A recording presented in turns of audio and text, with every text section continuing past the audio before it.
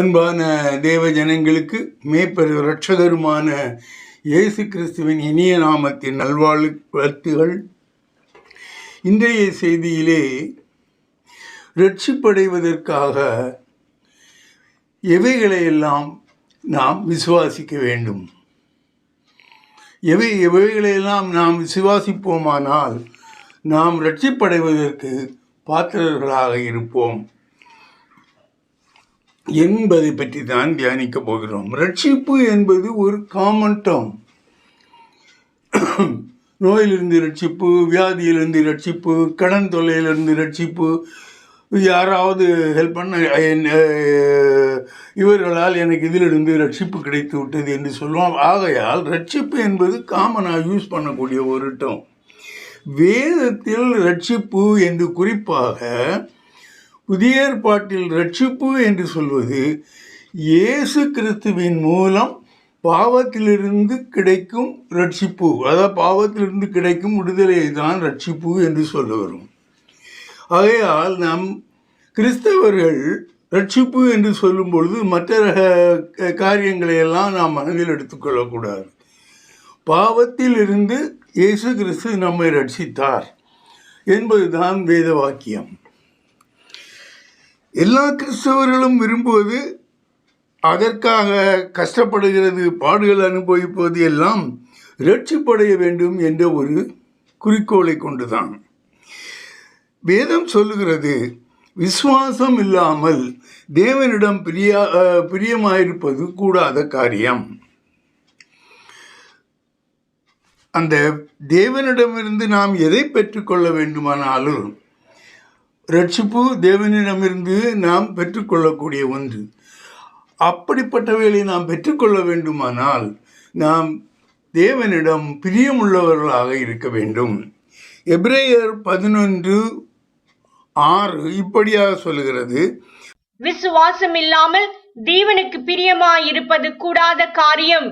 ஏனென்றால் தேவனிடத்தில் சேருகிறவன் அவர் உண்டென்றும் அவர் தம்மை தேடுகிறவர்களுக்கு பலன் அளிக்கிறவர் என்றும் விசுவாசிக்க வேண்டும். இது பழைய ஏற்பாட்டு காலம். இங்கே இயேசு கிறிஸ்துவின் பேரே வரல. இயேசு கிறிஸ்து அந்த சமயத்தில் பூமியில் இல்லை. அவர் செய்த காரியங்கள் எதுவும் யாருக்கும் தெரியாது, செய்ய போகிற காரியங்களையும் தெரியாது. ஆகையால் அந்த சமயத்தில் சொல்லப்பட்ட இந்த விசுவாசம் தேவனை பொறுத்தது. அவரிடம் பிரியமாக இருப்பவர்களுக்கு அவர் கொடுக்கக்கூடிய எல்லா காரியங்களையும் பற்றி இங்கு சொல்லப்பட்டிருக்கிறது. இந்த பழைய ஏற்பாட்டு காலத்தில் விசுவாசம் என்று சொல்லக்கூடிய அந்த உள்ளடக்கியவை, விசுவாசம் உள்ளடக்கியவை எதெல்லாம் என்றால், பழைய காலத்தில் நான் தேவனை விசுவாசிக்கிறேன் என்றால் அது எவைகளையெல்லாம் உடையதாக இருக்கிறது என்று பார்த்தால், ஒன்று, தேவன் ஒருவர் உண்டென்றும் அவர் 3 பரிணாமங்களில், அதாவது பிதா, குமாரன், பரிசுத்த ஆவி என்று வெளிப்படுகிறார் என்றும் நாம் விசுவாசிக்க வேண்டும். பழைய ஏற்பாட்டு காலத்திலே சொல்லப்பட்டிருக்கக்கூடிய காரியங்கள். தேவன் சர்வ வல்லவராகவும் எங்கும் யாத்திருப்பவராகவும் எதையும் செய்யக்கூடிய வல்லமை உடையவராகவும் இருக்கிறார் என்பதை நாம் விசுவாசிக்கிறோம். சர்வத்தையும் சிருஷ்டித்தவர் அவரே என்பதை நாம் விசுவாசிக்கிறோம்.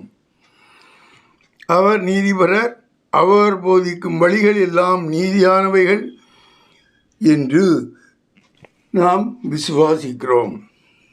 தேவனுடைய வாக்குத்தத்தம் எல்லாம் கண்டிப்பாக நிறைவேறும் என்றும் விசுவாசிக்கவும்.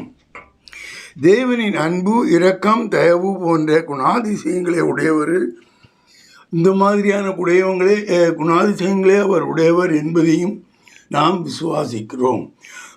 தேவனை நான் விசுவாசிக்கிறேன் என்று சொன்னால் நான் இவ்வளவு குணாதிசயங்களையும் அவர் எப்படிப்பட்டவர் என்பவரையும் நான் விசுவாசிக்கிறேன் என்று அர்த்தமாகிறது. இதே விசுவாசம் புதிய ஏற்பாட்டு காலத்தில் வரும்பொழுது இயேசு கிறிஸ்துவும் அவருடைய மீட்பு பணியும் உள்ளே நுழைகிறது. ஆகையால் அந்த விசுவாசம் சிறிது கூடுதலாக நீளுகிறது. இது பழைய ஏற்பாட்டு காலத்தில் தேவனை பற்றி நாம் என்னென்ன விசுவாசித்திருக்கிறோமோ அவைகள் மாறுபடுவதில்லை. கூடுதலாக புதிய ஏற்பாட்டு காலத்திலே நமது பாவங்களுக்காக இயேசு கிறிஸ்து மரித்தார் என்றும், இயேசு கிறிஸ்து மரித்து எல்லோரையும் போல அடக்கம் பண்ணப்பட்டார் என்றும், இயேசு கிறிஸ்து மரித்து 3ஆம் நாளில் உயிர்த்தெழுந்து இன்று தேவனோடு வலது பாரிசத்தில் இருக்கிறார் என்பதையும் நாம் சேர்த்து விசுவாசிக்க வேண்டும். இதுதான் முக்கியமான காரியம். நாம் ரட்சிப்படைவதற்கு, நம்மை ரட்சிக்கக்கூடியவருடைய எல்லா குணாதிசயங்களும் நமக்கு தெரிந்திருக்க வேண்டும். நம் புதிய ஏற்பாட்டில் இயேசு கிறிஸ்துவே நமக்கு எல்லா காரியங்களையும் செய்கிறார். ஆகையால் அவரை பற்றிய விசுவாசம், அவர் என்னவெல்லாம் செய்ய போகிறார், எப்படிப்பட்டவர் என்பதை நாம் விசுவாசித்துக்கிறோம் என்பது முக்கியமான காரியம். 1 கொரிந்தியர் 15:1-5 வரை நீங்கள் வாசிப்பீர்களேயானால், அன்றியும் சகோதரரே, நான் உங்களுக்கு பிரசங்கித்த சுவிசேஷத்தை மறுபடியும் உங்களுக்கு தெரியப்படுத்துகிறேன். நீங்களும் அதை ஏற்றுக்கொண்டு அதிலே நிலைத்திருக்கிறீர்கள். நான் உங்களுக்கு பிரசங்கித்த பிரகாரமாய் நீங்கள் அதை கை கொண்டிருந்தால் அதனாலே நீங்கள் ரட்சிக்கப்படுவீர்கள். மற்றபடி உங்கள் விசுவாசம் விருதாவாய் இருக்குமே.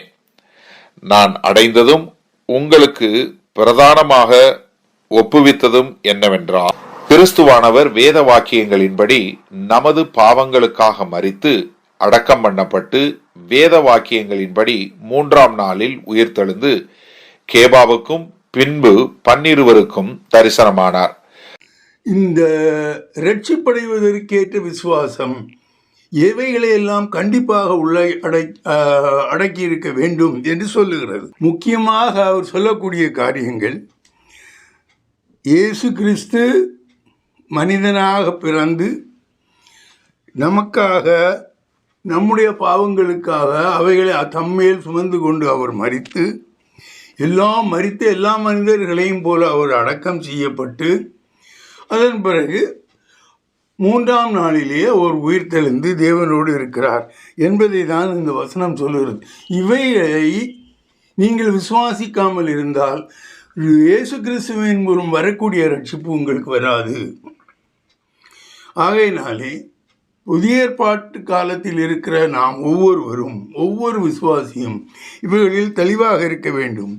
இயேசு கிறிஸ்து தேவகுமாரனாக இருந்து மனிதனாக வந்தார், நமக்காக சிலுவையிலே மரித்தார், நம்மை பாவத்திலிருந்து மீட்டார்.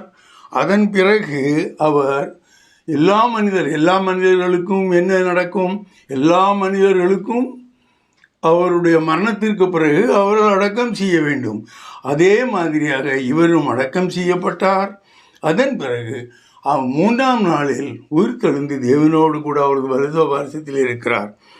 இவைகளை நாம் முன்னால் சொல்லப்பட்ட விசுவாசத்தோடு கூட இதையும் சேர்த்து சொல்ல நாம் விசுவாசிக்க வேண்டும். இனி பவுலடிகளால் பிரசங்கித்தவைகளை பற்றி நாம் பாருங்கள். இயேசு பவுலடிகளார் பெரும்பாலும் அவர் இயேசுவினால் தெரிந்து கொள்ளப்பட்ட அவருடைய சீடர், அவருடைய அப்போஸ்தலர். ஆகவே அவர் சொல்லக்கூடிய காரியங்கள் எல்லாம் பெரிதாக இயேசு கிறிஸ்துவை பற்றியதாகவே இருக்கும். அவர் என்ன சொல்லுகிறார் என்பதை பற்றி நாம் பார்க்கலாம். ஒன்று, இதிலே நாம் வாசிக்கிறோம், அவர் நமது பாவங்களுக்காக அவர் மரித்தார். எப்படி அவர் பிறந்தார், அதன் பிறகு அவர் நமது பாவங்களுக்காக மரித்தார். அவர் அந்த இயேசுக்கு முதலாக நமக்கு தெரிந்திருக்க வேண்டிய காரியம், இயேசு கிறிஸ்து அவர் அந்த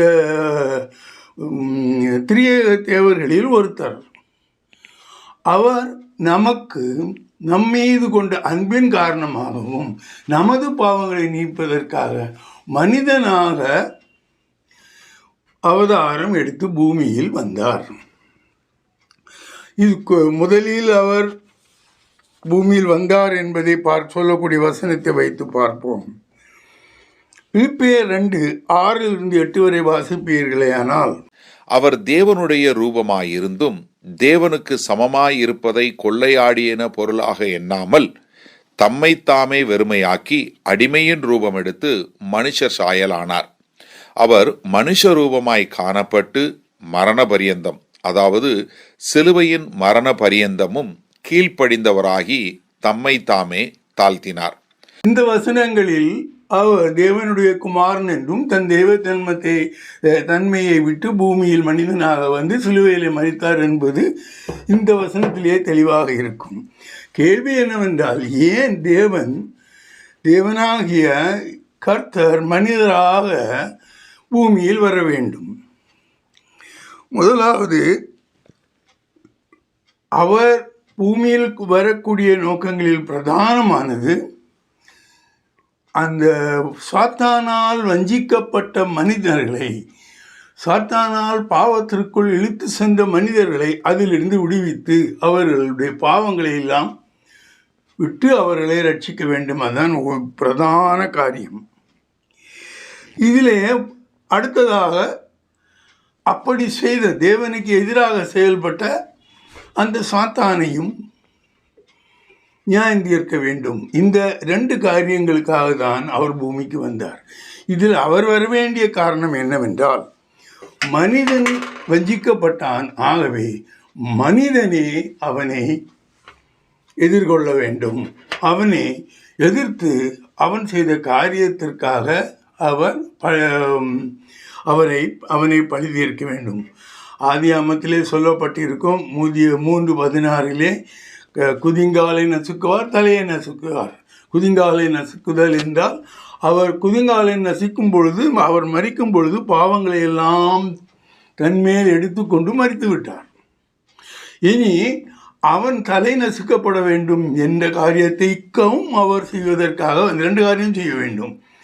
அந்த 2 காரியத்தையும் ஒரே நேரத்தில் எப்படி செய்தார் என்பது, அது நாம் அதுக்குள்ளே போனால் அது பிரசங்க வேறு மாதிரியாக போய்விடும். ஆனால் எந்த ஒரு மனிதனை பழிவாங்க வேண்டுமானால், அந்த மனிதனுக்கு ஒருவன் தீங்கு செய்வானே, ஆனால் அந்த மனிதனே அவனை பழிவாங்க வேண்டும். எந்த ஒரு காரணத்தினால் அவர் மனிதனாக வந்தார். 2வது, அவர் எதிர்கொள்ளக்கூடிய எதிரி மனிதனை விட சக்தி வாய்ந்தவன். மனிதனால் அவனுக்கு ஒன்றுமே செய்ய முடியாது. அவன் ஒரு தேவதூதன். அவன் இன்று சாத்தானாக வெளிப்பட்டு அவன் மனிதனுக்கு எதிர்கொண்டு நிற்கிறான். அப்படிப்பட்டவனை எதிர்கொள்வதற்கு ஒரு மனிதனால் கூடாது. ஆகையால் அங்கே மனிதனாக நிற்கக்கூடியவன் அந்த ஒரு தூதனை எதிர்கொள்ளக்கூடிய அளவு பலம் உள்ளவனாகவும் திறமை உள்ளவனாகவும் இருக்க வேண்டும்.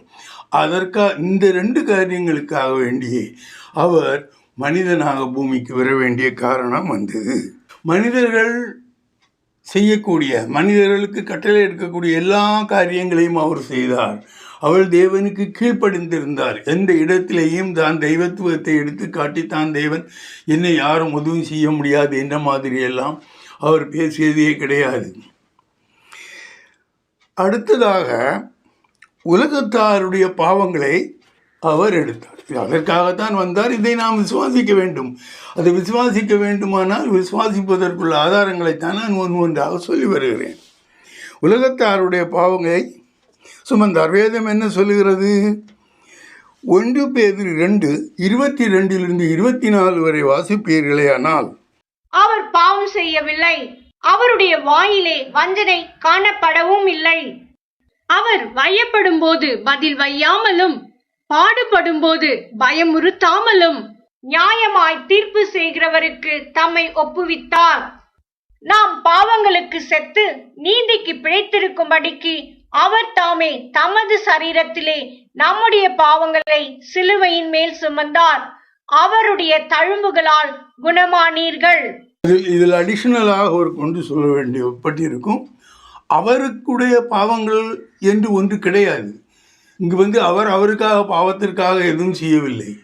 அவர் பாவம் இல்லாமல் இருந்தார், வஞ்சனை இல்லாமல் இருந்தார், அவர் பரிசுத்தவானாக இருந்தார், அவர் மனிதனாக நிற்கும் பொழுது.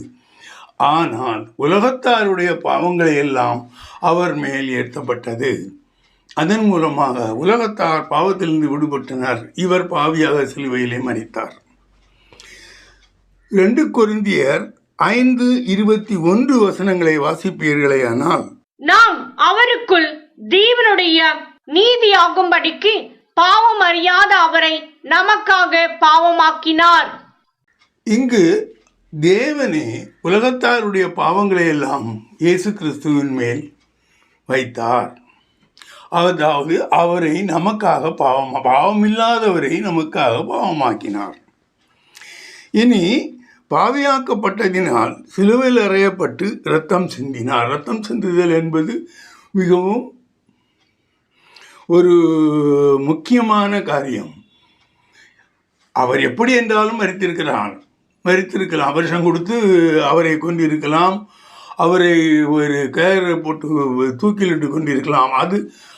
அதனால் நமக்கு எந்த ஒரு பிரயோஜனமும் இருந்திருக்காது. அவர் இரத்தம் சிந்த வேண்டும். அந்த இரத்தம் சிந்துதலினால் நமக்கு ரட்சிப்பு வருகிறது.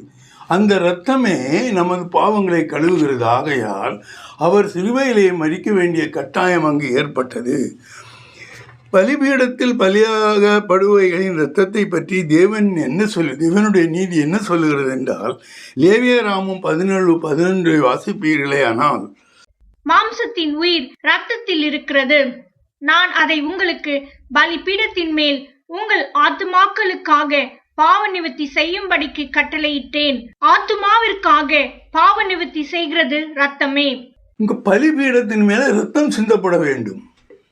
வேற எந்த முறையில் அவர் மரித்திருந்தாலும் அது தேவனுடைய பலிக்கு ஒப்பாகவும் இருக்காது. அந்த இரத்தம் சிந்தும், அதாவது பாவத்தை நிவர்த்தி செய்யக்கூடிய இரத்தமாகவும் இருக்காது. உலகத்திலே ஒரே ஒரு இரத்தம் பாவத்தை நீக்கக்கூடியதாக இருப்பது இயேசு கிறிஸ்துவின் இரத்தமே. ஆகவே தான் சொல்லுகிறோம் இயேசுவின் இரத்தம் ஜெயம் என்று. ஆகவே பலிபீடத்திலே அவர் இரத்தம் சிந்துவதற்காக அவர் சிந்தி இருக்க வேண்டும். அவருடைய இரத்தம் சிந்த வேண்டும். அப்படிப்பட்ட காரியங்களை அவர் நமக்காக சிலுவையிலே செய்தார். இனி சிலுவையிலே மரித்த இயேசு கிறிஸ்துவின் விசுவாசிகள் அவருடைய இரத்தத்தால் கழுவப்பட்டு நீதிமான்களாக்கப்படுகிறார்கள். இது கடைசி காலம் வரையும் நடக்கக்கூடிய காரியம். இயேசு கிறிஸ்து சிலுவையிலே இரத்தம் சிந்திவிட்டால் அது அந்த நாமத்தில் நடந்த ஒரு காரியத்தை மட்டும் குறிப்பிடாது. அவருடைய இரத்தம் இன்றும் சிந்தப்பட்டு கொண்டிருக்கிறது. அவருடைய இரத்தத்தினால் இன்றும் நாம் நீதிமான்கள் ஆக்கப்பட்டு இருக்கிறோம். வெளிப்படுத்தலில் இதை பற்றி சொல்லியிருப்பது என்ன என்பதை பார்க்க வெளிப்படுத்தல் 1:6 வாசிப்பீர்களே. ஆனால் நம்மிடத்தில் அன்பு கூர்ந்து தமது இரத்தத்தினாலே நம்முடைய பாவங்கள் அற நம்மை கழுவி தம்முடைய பிதாவாகிய தேவனுக்கு முன்பாக நம்மை ராஜாக்களும் ஆசாரியர்களும் ஆக்கின அவருக்கு மகிமையும் வல்லமையும் என்றென்றைக்கும் உண்டாயிருப்பதாக. ஆமேன். இங்கு 2 காரியம் சொல்லப்பட்டிருக்கும். நம்முடைய பாவங்களான நம்மை கழுவுவதற்கு அவருடைய பாவத்திற்கு தான் அந்த பலியாரம் இருக்கிறது. 2வது, அவர் யாராக இருந்தார் என்பதை பாருங்கள். தேவனுக்கு முன்பாக நம்மை ராஜாக்களும் ஆசாரியர்களும் ஆக்கின அவருக்கு மகிமை உண்டு. நம்ம ராஜாவாகவும் அந்த ஆசாரியர்களுமாகவும் மாற்றுகிறார். இப்படி ராஜாவும் ஆசாரியமாக இருந்தது யார் என்று வேதம் சொல்லுகிறது? மெல்கிதேசக். அந்த முறைமையின்படி இயேசு கிறிஸ்து நம்மை அந்த மெல்கிதேசத்தின் வம்சத்தின்படி வருபவர்களாக அவர் நம்மை மாற்றுகிறார். நம்ம பிதாவை பற்றியும் யாரும் கேட்க மாட்டார்கள். நம்முடைய வரக்கூடிய சந்ததிகளை பற்றியும் யாரும் கேட்க மாட்டார்கள். அந்த மாதிரியான ஒரு முறைமையில் நம்மை அவர் பரிசுத்தமாக்கினார். நம்மை ராஜாக்களாகவும் ஆசாரியர்களாகவும் மகிமை வல்லமை எல்லாம் உடையவர்கள். அது மெல்கிதேசத்தின் வம்சம். அந்த மெல்கிதேசத்துக்கு தகப்பனார் யார், அவர் எங்கிருந்து வந்தார் என்பது வேதம் சொல்லவில்லை. அது தெரியாது என்று சொல்லுகிறது. ஆகையால் நாம் ஒரு தடவை அவரால் நாம் ஆசீர்வதிக்கப்பட்டு நம்முடைய பாவங்கள் கழுவப்பட்ட பொழுது, இயேசு கிறிஸ்துவின் இரத்தத்தினால் நமது பாவம் கழுவப்பட்ட பொழுது, நாம் மெல்கிதேசக்கு எப்படி அவருடைய வந்தாரோ அதே மாதிரியான ஒரு வழிமுறையை பின்பற்றி நாம் ரட்சிப்படைகிறோம். இனி இயேசு கிறிஸ்து நமக்காக சிலுவையில் மரித்து இரத்தம் சிந்தினார் என்பதை விசுவாசிப்பவர்கள் அவருடைய இரத்தத்தினாலே மீட்கப்பட்டார்கள் என்று பேதுரு தன் நிருபத்தில் கூறியிருக்கிறார். அந்த இரத்தம் எப்படிப்பட்டது, அதிலிருந்து நாம் மீட்கப்பட்டோம் என்பதை வேதம் நமக்கு கன்ஃபார்ம் பண்ணுகிறது. 1 பேதுரு 1:18-19. உங்கள் முன்னோர்களால் பாரம்பரியமாய் நீங்கள் அனுசரித்து வந்த வீணான நடத்தையினின்று அழிவுள்ள வஸ்துகளாகிய வெள்ளியினாலும் பொன்னினாலும் மீட்கப்படாமல் குற்றமில்லாத மாசற்ற ஆட்டுக்குட்டியாகிய கிறிஸ்துவின் விலையேற பெற்ற இரத்தத்தினாலே மீட்கப்பட்டீர்கள் என்று அறிந்திருக்கிறீர்களே. கிறிஸ்துவின் விலையேற பெற்ற இரத்தத்தினாலே மீட்கப்பட்டோம். தனியா அவருடைய உடம்பிலே ஓடிய இரத்தம் எந்த மனிதர்கள் உடம்பிலும் ஓடினதல்ல. அதை நாம் விரிவாக ஒரு தடவை இயேசுவின் இரத்தம் என்றே போட்டு செய்திருக்கிறோம். அந்த இரத்தத்தை பரிசோதித்து பார்த்த பொழுது அங்கு ஒரு பெண்ணினுடைய தாயாருடைய அம்சம் அங்கு இருந்தது. ஆனால் தகப்பனாருடைய அம்சங்கள் ஒரே ஒன்று மட்டும் அங்கு இருந்தது என்று அது ஆராய்ச்சியாளர்கள் சொல்லக்கூடியது. அது இங்கு போட்டு நாம் குழப்பிக்கொள்ள வேண்டாம். ஆனால் அவருடைய இரத்தம் மாத்திரம்தான் உங்கள் பாவங்களை மன்னிக்கும். அவர் மனிதர்களைப் போல் மாமிசத்தையும் இரத்தத்தையும் உடையவராக வந்து சாத்தானுக்கு அடிமையான எல்லோரையும் விடுதலையாக்கி தேவனுக்கு அடிமையாக்கினார். உலக ஜனங்கள் அனைவருமே பாவத்திலிருந்து விடுதலையாக்கப்பட்டார்கள் என்று வேதம் சொல்கிறது. இது சிலுவையிலே நடந்தது. வாசியுங்கள் எபிரேயர் 2:14-15. ஆதலால் பிள்ளைகள் மாம்சத்தையும் இரத்தத்தையும் உடையவர்களாயிருக்க அவரும் அவர்களைப் போல மாம்சத்தையும் இரத்தத்தையும் உடையவரானார். மரணத்துக்கு அதிகாரியாகிய பிசாசானவனை தமது மரணத்தினாலே அழிக்கும்படிக்கும் ஜீவ காலமெல்லாம் மரண பயத்தினாலே அடிமைத்தனத்திற்குள்ளானவர்கள் யாவரையும் விடுதலை பண்ணும்படிக்கும் அப்படியானார். இதில் 2 பகுதி இருக்கிறது. முதல் பகுதி என்ன சொல்லுகிறது? விசுவாசானவனை தமது மரணத்தினாலே அழிக்கும்படிக்கும், அவனை அழிப்பதற்காகவே அவர் என்னவராக மாமிசத்தையும் இரத்தத்தையும் உடையவராக வந்தார். மாமிசத்தையும் இரத்தத்தையும் உடையவராக வந்தார் என்றால் மனித சரீரம் எடுத்து வந்திருக்கிறார் என்பது பொருள். அவர் 2 காரியங்களுக்காக வந்திருக்கிறார். ஒன்று, விசுவாசானவன் தமது மரணத்தினால் அழிக்கும்படிக்கும் ஒன்று. இன்னொன்று, ஜீவகாலமெல்லாம் பயத்தினால் இருந்தவர்களை அவனுடைய பிடியிலிருந்து விடுவிக்கிறது. அதாவது பாவத்தை விட்டு எப்பொழுது ஒரு மனிதன்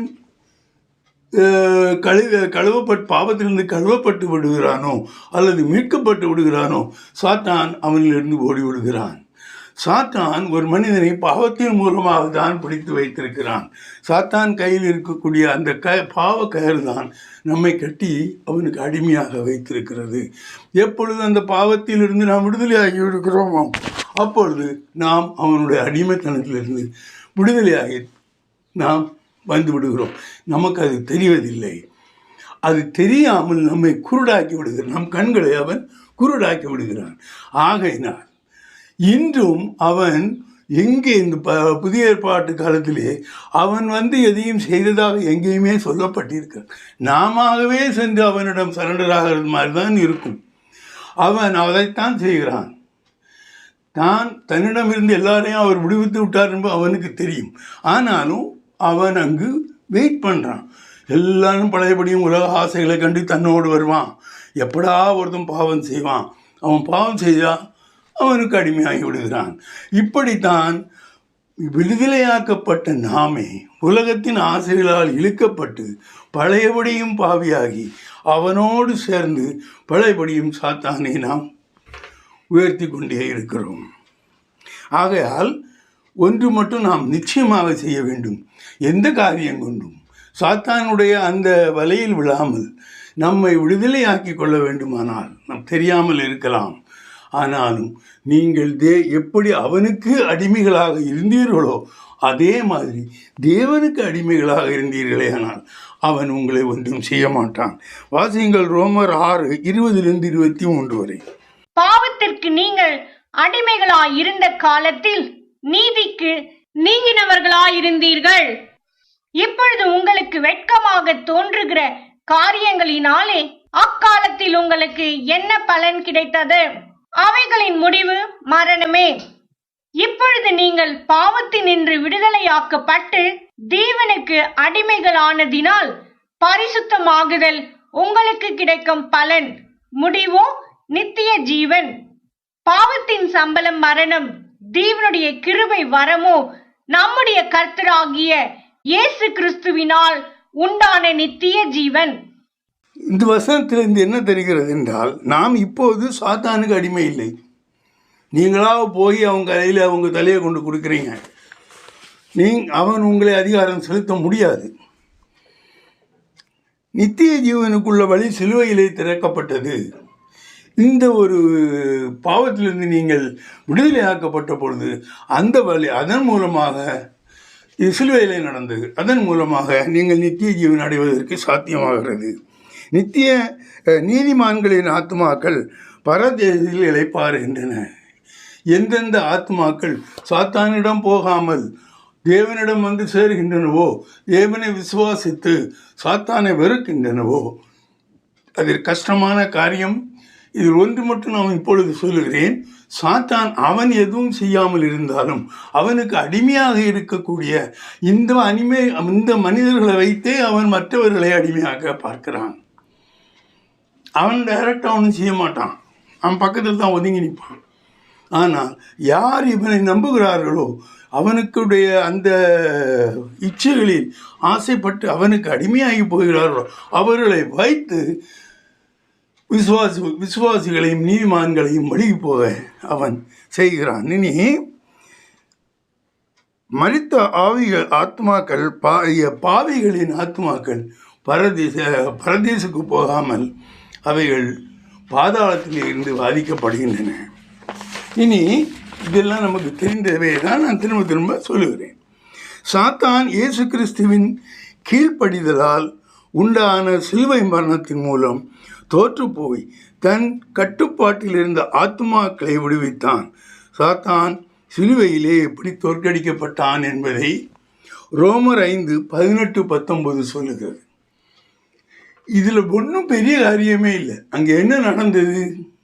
எப்பொழுது ஆதாம் தேவனுடைய கட்டளையை மறுதலித்தானோ, இதை சாப்பிடக்கூடாது என்று சொன்னதை மறுதலித்து அதை சாப்பிட்டானோ, பாவியாயிட்டான்.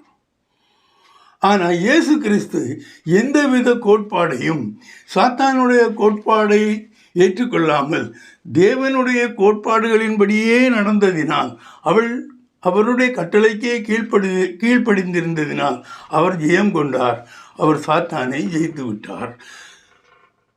ஜெயித்த ராஜாவுக்கு தோத்த ராஜாவுடைய எல்லாம் சொந்தம். அதே மாதிரி எப்படி இயேசு கிறிஸ்து சிலுவையிலே தேவனுக்கு கீழ்ப்படிந்து ஜெயித்ததினால் கீழ்ப்படியாமல் பாவமாகி போன அத்தனையும் அந்த சாத்தானிடமிருந்து பறித்து கொண்டு ஒரு பாட்டு பாடுவாங்க, என் ராஜா ஜெயித்து விட்டார், எல்லாம் சாத்தானிடமிருந்து எல்லாவற்றையும் பிடுங்கி கொண்டார்னு. அதே தான் வழி. ஜெயித்தது ராஜா, தோற்றது சாத்தான். அவனிடமிருந்து எல்லா வகையையும் இவர் பிடுங்கி கொண்டார். ஆனாலும் என்ன செய்வது? அவர் எடுத்துக்கொண்டு வந்த ஒவ்வொன்றிலும் ஒன்றும் பழையபடி இந்த உலகாட்சி, பணம், பொருள், பெண் இவைகளுக்கு ஆசைப்பட்டு அவைகள் பழையபடியும் சாத்தானிடம் ஓடிவிடுகிறார்கள். ரோமர் 5:18-19. ஆகையால் ஒரே மீறுதலினாலே எல்லா மனுஷருக்கும் ஆக்கினைக்கு ஏதுவான தீர்ப்பு உண்டானது போல, ஒரே நீதியினாலே எல்லா மனுஷருக்கும் ஜீவனை அளிக்கும் நீதிக்கு ஏதுவான தீர்ப்பு உண்டாயிற்று. அன்றியும் ஒரே மனுஷனுடைய கீழ்ப்படியாமையினாலே அநேகர் பாவிகளாக்கப்பட்டது போல, ஒருவருடைய கீழ்ப்படிதலினாலே அநேகர் நீதிமான்களாக்கப்படுவார்கள்.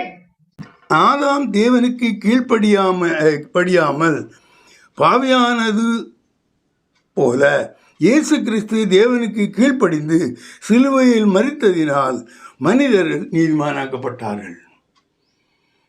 அப்போ யார் யார் கீழ்ப்படுகிறார்களோ அவர்களெல்லாம் சாத்தானுக்கு இடமே இல்லை. அவன் ஒன்றும் செய்ய முடியாது. இயேசு கிறிஸ்துக்கு தேவனையோ இயேசு கிறிஸ்துவோ மறுதலித்து போகிறவங்களுக்கு தான் அவங்ககிட்ட இடம் இருக்குது. அவைகளை தான் அவன் வைத்துக்கொள்ள முடியும். மற்றவங்களை அவன் தொடமாட்டான், தொட முடியாது. அவன் தேவனுக்கு கீழ்ப்படுகிறவனானால் அவர்தான் அவனுக்கு அதிகாரி. அவனை அவன் தொடவே முடியாது. இது நன்றாக புரிந்திருக்க வேண்டும். இந்த மெக்கானிசம்ஸ் எப்படி நடந்தது, சும்மா ஒன்றும் அந்த ஓம் அந்த மாதிரி எல்லாம் நடக்கவில்லை. ஒவ்வொன்றும் தெளிவாக இங்கு நடந்தேறியது. இவைகளை பற்றி நீங்கள் தெரிந்து கொள்ள வேண்டும் என்று தான் இவைகளெல்லாம் நான் விளக்கமாக சொல்கிறேன். தெரிந்து கொண்டால் எந்த காரணத்தை கொண்டும் நீங்கள் அந்த பக்கம் போக மாட்டீர்கள். இனி கிறிஸ்தவர்கள் மட்டுமல்ல, சிலுவை வரை இருந்த மரித்த ஜனங்கள் எல்லோருடைய பாவங்களும் மன்னிக்கப்பட்டன. பாருங்க, எல்லா பாவங்களும் மன்னிக்கப்பட்டன. வாசியுங்கள் 1 யோவான் 2:2. நம்முடைய பாவங்களை நிவர்த்தி செய்கிற கிருபாதார பலி அவரே. நம்முடைய பாவங்களை மாத்திரமல்ல, சர்வ லோகத்தின் பாவங்களையும் நிவர்த்தி செய்கிற பலியாயிருக்கிறார். சர்வலோகத்தின் பாவங்களையும் அவர் மன்னித்து விட்டார் என்றாலும் அதில் நிலைத்த யார் இயேசு கிறிஸ்துவினுடைய அவருடைய உபதேசங்களை கேட்டு கற்பனைகளை கேட்டு அவர்படி நடந்தார்களோ அவர்களை தவிர மற்றவர்கள் பழையபடியும் இவர்களே வாலண்டியராக அந்த சாத்தானிடம் சென்று பாவிகளாக்கி கொண்டார்கள். இதை நான் திரும்ப திரும்ப சொல்லிக்கொண்டே இருக்கிறேன். சொல்லியும் அதை உணராதவர்களும் அதை பற்றி யோசிக்காதவர்களும் எவ்வளவு மோசமான அவர்களுக்கு தானே அந்த தண்டனை அவர்கள் கொடுத்து கொள்கிறார்கள். உங்களுக்கு நன்றாக தெரியும், நீங்கள் பாவம் செய்து பாவத்தில் இருந்தால் யார் பக்கம் இருக்கிறீர்கள், உங்களுக்கு என்ன நடக்கும் என்று தெரிந்தும் நீங்கள் இதை செய்கிறீர்கள். ஆனால் ஆண்டவரை குறை சொல்லிகிட்டே இருப்பாங்க. இனி பாவம் சிலுவையிலே மன்னிக்கப்பட்டது, பாவம் சிலுவையிலே மன்னிக்கப்பட்டது. சிலுவையிலே மன்னிக்கப்பட்ட பாவங்கள் இது, அதையும் தெளிவாக சொல்லுகிறேன். சிலுவைக்கு முன் எல்லா மனிதர்கள் மேல் 2 விதமான பாவங்கள் இருந்தன. சிலுவைக்கு முன் பழைய ஏற்பாட்டு காலத்தில் ஒன்று, ஆதாம் செய்த பாவம் அவனுடைய சந்ததியாக வந்த எல்லாவர் மேலும் இருந்தது. அதோடு அவனவன் செய்கிற பாவம், இண்டிவிஜுவல் சின்ஸ், அதுவும் அவனோட மேல் இருந்தது. 2 கெட்டு அவன் தலையில் இருந்தது. ஒன்று ஆதாமினால் முற்பிதாவினால் வந்தது, இன்னொன்று அவன் தானே செய்த பாவத்தினால் வந்த இந்த 2 பாவமும் இருந்தது. இது அந்த ஆதாமினால் இருந்த பாவம் அவனுக்கு இருந்தது என்பதற்கு ஆதாரம் ரோமர் 5:14. அப்படி இருந்த மரணமானது ஆதாம் முதல் மோசே வரைக்கும் ஆதாமின் மீறுதலுக்கொப்பாய் பாவம் செய்யாதவர்களையும் ஆண்டு கொண்டது. அந்த ஆதாம் பின்பு வந்தவருக்கு முன்னடையாளமானவன். இங்கு பாருங்கள், அதில் என்ன போட்டிருக்கும்? ஆதாமின் மீறுதலுக்கொப்பாய் பாவம் செய்யாதிருந்தவர்களையும் பாவம் செய்தவனை பாவம் ஆட்கொண்டதுன்னு சொன்னால் ஓகே. ஆதாம் எப்படி கீழ்ப்படியாமல் போனானோ அப்படிப்பட்ட பாவத்தை செய்யாதிருந்தவர்கள் மேலும் பாவம் வந்தது என்று சொல்லப்பட்டிருக்கிறது. ஆகையினால் ஆதாமினால் வந்த ஒரு பாவம் நீ நீதிமானாக இருந்தாலுமே உண்மையில் இருந்தது, அது சிலுவையிலே நீக்கப்பட்டது. இனி தன்னிச்சையாக ஒவ்வொரு செய்யக்கூடிய பாவம் ரோமர் 3:30 வாசியுங்கள். விருத்த சேதனம் உள்ளவர்களை விசுவாசத்தினாலும் விருத்த சேதனம் இல்லாதவர்களை விசுவாசத்தின் மூலமாயும் நீதிமான்கள் ஆக்குகிற தேவன் ஒருவரே. அதில் என்ன சொல்லப்பட்டிருக்கும்? விருத்த சேதனம் உள்ளவர்கள் விசுவாசத்தின் மூலமும் விருத்த சேதனம் இல்லாதவர்கள் அந்த வார்த்தை என்னல்ல, விருத்த சேதனம் இல்லாதவர்களை விசுவாசத்தின் மூலமாயும் விருத்த சேதனம் உள்ளவர்களை விசுவாசத்தினாலும் அவர் நீதிமானாக்குகிறார். ஷார்ட்டாக சொன்னால், விசுவாசியாமல் தேவனையோ குமாரனையோ விசுவாசிக்காமல் ஒருவன் செய்கிற எல்லா காரியம் பாவம் அது அவன் மேல் இருந்தது. ஆகவே ஒருவன் மேல் 2, ஒன்று ஆதாமினால் வந்தது, இன்னொன்று அவன் தன்னிச்சையாக செய்தது.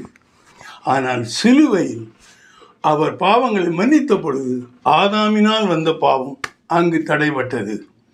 எல்லா ஜனங்கள் மேலும் ஆதாமினால் வந்த பாவங்களை அவர் எடுத்து விட்டார். எல்லார் மேல் இருந்த பாவங்களும் போய்விட்டது.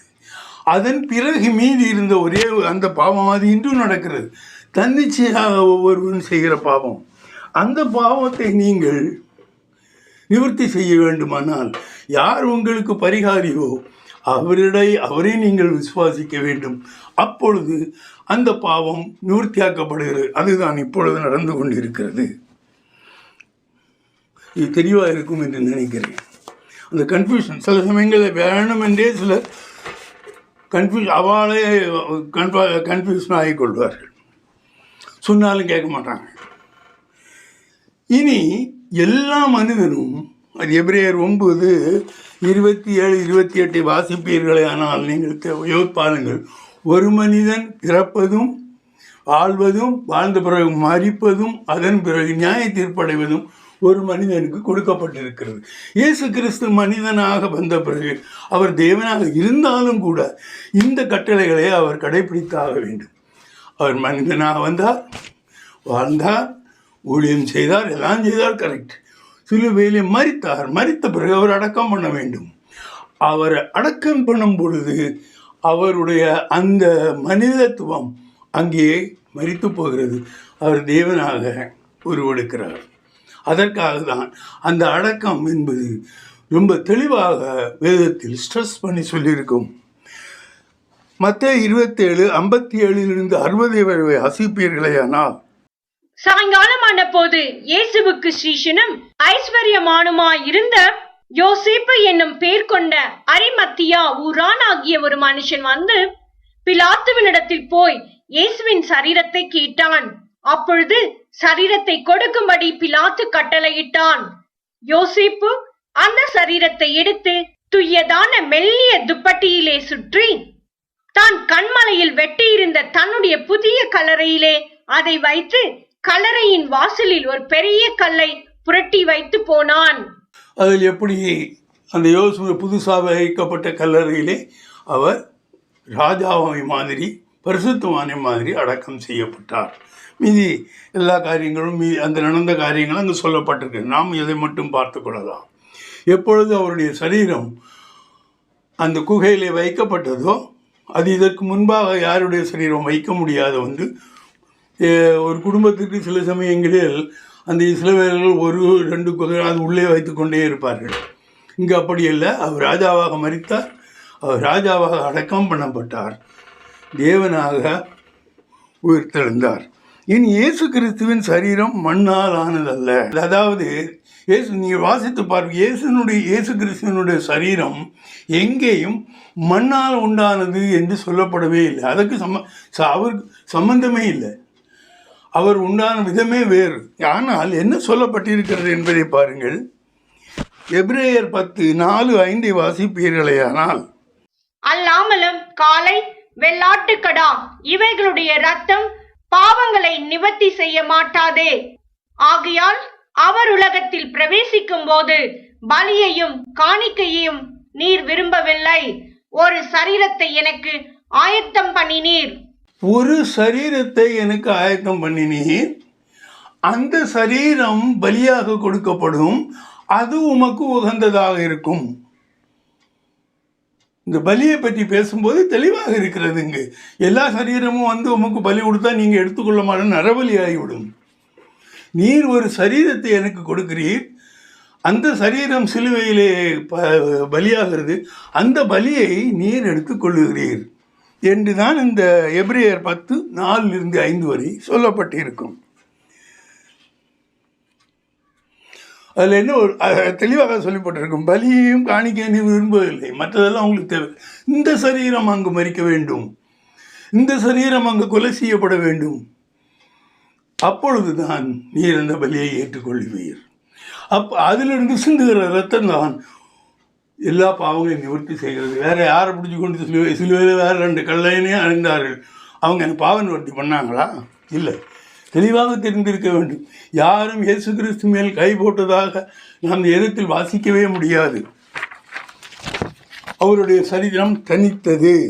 தேவன் எந்த மனித சரீரத்தையும் பலியாக விரும்புவதில்லை. ஆனால் இயேசு கிறிஸ்துவின் சரீரம் பலியை ஏற்றுக்கொண்டார். மற்ற இரத்தங்களும் போலல்லாமல் பாவ நிவாரணத்தை இயேசு கிறிஸ்துவின் சரீரத்தில் ஓடிய இரத்தமே செய்தது. இந்த சரீரம் மண்ணினால் படாததினால் அது மண்ணிற்கு போனதாக தெரியவே இல்லை. அவர் உருமாறி அவர் போயிட்டார். அவருடைய சரீரம் எங்கேயா கண்டுபிடிச்சி அடக்கமான அங்கே ஒன்றும் மண்ணில் போகலை, மண்ணோடு மண்ணாக போகலை. அப்படி மண்ணோடு மண்ணாக வைக்கிறதுக்கு முன்னாலே அவர் இருந்துட்டார், சரீரத்தோடு உயிர்த்தெழுந்தார். அங்கெல்லாம் போய் பார்க்கும்போது அவருடைய சரீரம் இல்லை, அவர்கள் எலும்பு அங்கே கிடையாது. அவர் சரீரத்தை பற்றியும் அவருடைய இரத்தத்தை பற்றியும் தெளிவாக தெரிந்திருந்தால்தான் இயேசு கிறிஸ்து யார் என்றும் அவர் எப்படி இந்த உலகத்தில் உள்ள மனிதர்களுக்கு மாறுபட்டு நிற்கிறார், அவரால் எல்லா காரியமும் செய்ய முடியும் என்று உங்களுக்கு தெரியும். தெரிந்து கொள்ளுங்கள். எவருமே இயேசு கிறிஸ்துவின் சரீரத்தை தொட்டதில்லை, தொட்டவர்கள் சுகம் கொண்டார்கள் என்று வேதம் சொல்லப்பட்டிருக்கிறது. யார் மேலே அவர் கை வச்சாரோ, அவர் வச்சதா தெரியல, கை அப்படி வைத்த அந்த இயேசு கிறிஸ்துவின் சரீரம் பட்ட இடத்திலே உடனே சுகம் கொண்டார்கள். அவருடைய காலத்திற்கு பிறகு பேதுரு தொற்கால என்ற சிசி உயிரோடு எழுப்பினான். அவன் ஒன்றும் கையை வைக்கல, பிரேதான் பண்ணான். வந்து தொற்காலை எழுந்திரு என்றான். அப்பொழுதுதான் அவளுக்கு சுகம் கிடைத்தது என்று சொல்லப்படுகிறது. வேதத்தில் எழுதியிருக்கு, அப்போஸ்தலர் 9. இனி இயேசு கிறிஸ்து உயிர்த்தெழுந்து பரதேசத்தில் தேவனுடைய வலது பாரதேசத்தில் இருக்கிறார். இதனால் அவர் மேல் சுமத்தப்பட்ட பாவங்களும் மன்னிக்கப்பட்டது என்று உறுதியாகிறது.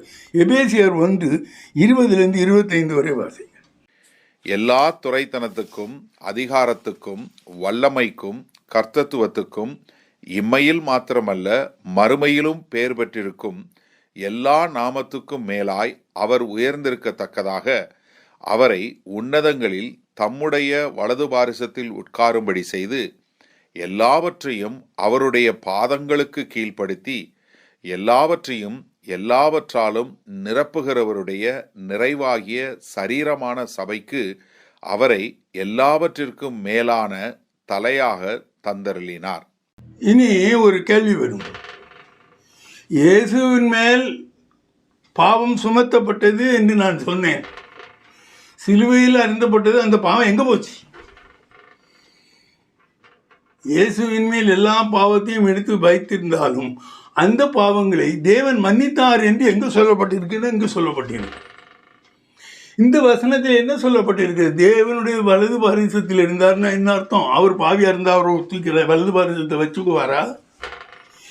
அவர் வலது பாரிசத்தில் இருக்கிறார் என்று சொல்லும் பொழுதே எல்லா பாவமும் அவரிலிருந்து, அவர் பூமியிலே வாழ்ந்த பொழுது எந்தெந்த பாவங்கள் எல்லாம் அவர் எதிர்கொள்ள வேண்டியது இருந்தோ அத்தனையும் அவருக்கு மன்னிக்கப்பட்டது. ஏனென்றால் 2 கொரிந்தியர் 5:21 இதைத்தான் சொல்லுகிறது. எல்லா பாவம் அவர் மேல் சொல்லிட்டு அவர் பாவியாக்கப்பட்டார். ஆனால் அவருடைய எல்லா பாவமும் சிலுவையில் அறையப்பட்ட பொழுது நீக்கப்பட்டு விட்டது. அதற்கு இந்த வசனம், அவர் வலது பாரிசத்தில் போய் உட்கார்றாருன்னா அவர் பாவத்தை வச்சுட்டு அங்கே போய் ஒன்றும் உட்கார முடியாது. அவர் மரித்த பிறகுதான் தெய்வத்துவம் அவருக்கு கிடைத்தது. அதுவரை அவர் மனிதனாகத்தான் இருந்தார், எல்லா மனிதரையும் போல இருந்தார், எல்லா மனிதரும் அடக்கம் பண்ணப்பட்டார். ஆனால் உயிர்த்தெழுவதற்கு முன்னாலே அவருடைய பாவங்கள் எல்லாம், அவர் மேல் சுமத்தப்பட்ட பாவங்கள் எல்லாம் தேவன் மன்னித்து விட்டார்.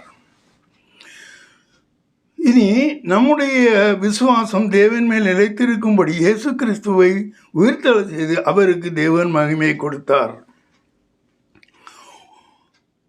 இயேசு கிறிஸ்து பூமியிலே வந்து மரித்து உயிர்த்தெழுந்தது எல்லாம், அவர் செய்த காரியங்களுக்கெல்லாம் ஏன் அவைகளை எல்லாம் செய்தார்? அவர் செய்தவர்களுக்குரிய எல்லா மகிமையும் தேவனுக்கு போய் சேரும்படியாக அவர் செய்தார். தமக்காக, தனது மகிமைக்காக, தனது பெருமைக்காக அவர் எதுவும் செய்து கொள்ளவில்லை. இது மற்றெல்லாரையும் விட இயேசு கிறிஸ்துக்கு ஒரு தனி மகிமை உண்டு. வாசியுங்கள் 1 பேதுரு 20:21. அவர் உலக தோற்றத்திற்கு முன்னே குறிக்கப்பட்டவராயிருந்து தமது மூலமாய் தேவன் மேல் விசுவாசமாய் இருக்கிற உங்களுக்காக இந்த கடைசி காலங்களில் வெளிப்பட்டார். உங்கள் விசுவாசமும் நம்பிக்கையும் தேவன் மேல் இருக்கும்படி அவரை மரித்தோரிலிருந்து எழுப்பி அவருக்கு மகிமையை கொடுத்தார். தேவனுக்கு முன்பே தெரியும், சாத்தான் சும்மா இருக்க மாட்டான், ஏதாவது செய்வான். அவன் ஆல்ரெடி அவர்கிட்ட சண்டை போட்டு வந்தவன், அவரால் பூமிக்கு தள்ளப்பட்டவன், அவனுக்கு மேலே இடம் கிடையாது. வேதம் என்ன சொல்லுகிற, பூமியில் உள்ள தரப்பட்டாயே என்று சொல்லுகிறது. அப்படி சொல்லப்பட்டவன், அப்படிப்பட்டவனை அவர் முடித்து விட வேண்டும். ஒரு ஜீவராஜ் அப்படி இருக்கக்கூடாது என்பதை உணர்ந்து அவனை கொல்லும்படியாக அவர் தன் குமாரனையே நியமித்தார். உலகம் தோற்றத்திற்கு இந்த உலகம் திரும்ப வர்றதுக்கு முன்னாலேயே அவன் செய்த பழைய பாவங்கள் நிமித்தம் அவனுக்கு ஜட்ஜ்மெண்ட் கொடுத்தாரு. அதற்காக வேண்டி இயேசு கிறிஸ்துவின் முன்குறிக்கப்பட்டவராக இருந்தார். உங்கள் காலத்திலே அவர் வெளிப்பட்டார். நமது காலத்திலே சாத்தான் கொல்லப்பட்டான். அது நீங்கள் வெளிப்படுத்தல் 20 வாசிப்பீர்களே ஆனால் தெரியும். அதில் தெளிவாக சொல்லப்பட்டு இருக்கிறது என்னென்றால், உங்கள் விசுவாசமும் நம்பிக்கையும் தேவன் மேல் இருக்கும்படி அவரை மரித்தோரிலிருந்து எழுப்பி அவருக்கு மகிமையை கொடுத்தார். அவர் ஒரு மனிதனாக இருந்தபொழுது கீழ்ப்படிந்திருந்தார். எந்த இடத்திலேயும் மகிமை தான் எடுத்துக்கொள்ளவில்லை. தன் பிதாவிற்கே அவ்வளவும் கொடுத்தார். அப்படிப்பட்டவர் கடைசியில் மரித்த பொழுது அவரை எழுப்பி அவருக்கு அதே குமாரன் என்ற மகிமையை கொடுத்து அடுத்த காரியம் செய்வதற்கு அவரை தயாராக வைத்திருக்கிறார். அடுத்த காரியம் என்ன? அதை வரக்கூடிய செய்திகளில் சொல்லுகிறேன். இரட்சிப்பானது தேவனுடைய கிருபையினாலே விசுவாசத்தை கொண்டு கொடுக்கப்படுகிறது என்று நாம் வாசிக்கிறோம். ஆகவே நாம் தேவன் மீது விசுவாசம் வைத்து ரொம்ப அவசியமாகிறது. நம்முடைய விசுவாசம் எவைகளை உள்ளடக்கியதாக இருக்க வேண்டும் என்பதையே இந்த செய்தி மூலம் நான் உங்களுக்கு அந்த ரட்சிப்புக்கேற்ற விசுவாசம் உங்களுக்கு இல்லாமல் இருக்குமானால் நீங்கள் ஒரு ரட்சிப்பையும் அடைய முடியாது. இயேசு கிறிஸ்து அவர் தனிப்பட்டிருக்கிறார். அவர் மனிதனாக எடுத்துக்கொண்டாலும் சரி, நீங்கள் தேவனாக எடுத்துக்கொண்டாலும் சரி, அவர் தனிப்பட்டவராக அவருக்கு கொடுக்கப்பட்ட கட்டளைகளை கடமைகளை சரிவர செய்து இன்றும் உட்கார்ந்து அவருடைய வேலைகளை செய்து கொண்டிருக்கிறார். அன்பான பிதாவை, இயேசு கிறிஸ்துவை எப்படி ஏன் விசுவாசிக்க வேண்டும் என்று உம்முடைய ஜனங்களுக்கு சொன்னேன். ஒவ்வொருவரும் இயேசு கிறிஸ்துவை தன் முன்னாக நிறுத்தி எல்லா காரியத்திலையும் அவரை உடன்பட்டவர்களாக செய்யும் பொழுது அவைகள் அவராலே அதற்கு வெற்றி செய்யப்படுகின்றன. பரிசுத்த ஆவியானவர் இயேசு கிறிஸ்துவின் ஊழியங்களில் துணை நிற்கிறதாக அப்படியே இருக்கிறார் என்று நாம் வேதத்தில் வாசிக்கிறோம். ஆகவே ஒவ்வொருவரும் வேதத்தின் மையப்புள்ளியான இயேசு கிறிஸ்துவின் மேலுள்ள நம் விசுவாசத்தில் திடமாகவும் சரியாகவும் புரிந்து கொண்டு தேவனை மகிமைப்படுத்த வேண்டும். அப்படி நாம் செய்வோமானால் நம்முடைய ரட்சிப்பு நிச்சயம் நிச்சயம் நிச்சயம் அதை தேவன் நமக்காகவே செய்வார். அன்பான பிதாவை, நீர் இதை செய்ய போவதற்காக கோடான கோடி நன்றி. ஆமென்.